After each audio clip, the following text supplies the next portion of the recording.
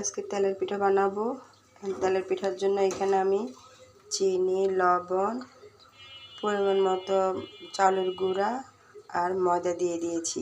এটা আমি ভালো করে একসাথে মিশিয়ে নিয়েছি। এখন আমি সামান্য ফুটানো পানি দিয়ে দেব এখানে। আমি এটা এখন ভালো করে মিশিয়ে নিচ্ছি। আমি এখন একটা দিয়ে দেব।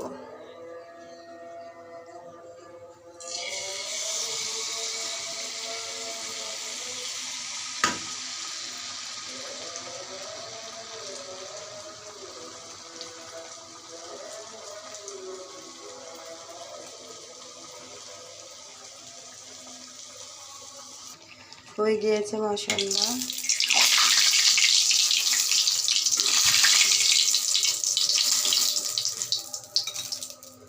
আমি আরেকটা দিয়ে দিচ্ছি।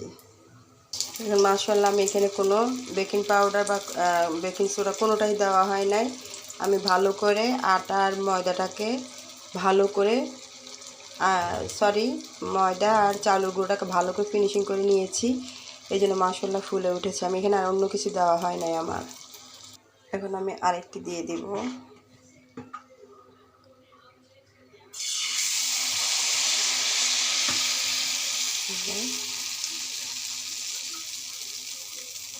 দেখেন মাশাআল্লাহ ফুলে উঠেছে। তেলের পিঠার মতো সহজ পদ্ধতি আমার মনে হয় আর কোনো পিঠাই হয় না। এটা যখন তখন আমাদের মন চাইলে বানিয়ে খেতে পারি। খুব সহজভাবে এই পিঠাটা হয়ে যায়। অন্যান্য পিঠা বানাতে আমাদের অনেক সময় লাগে, অনেক ধৈর্য সহকারে করতে হয়, কিন্তু মাশাআল্লাহ এই জিনিসটা আমাদের মনে হয় 5 মিনিটের মধ্যে আমার সব কিছু কমপ্লিট হয়ে যায় আমাদের। আমার বড় এক কাপের ময়দা এবং চালের গুঁড়া দিয়ে তেলের পিঠা হয়ে গিয়েছে। আমার পিঠাটি কেমন হয়েছে জানাবেন। খুব শর্টকাটের তেলের পিঠা।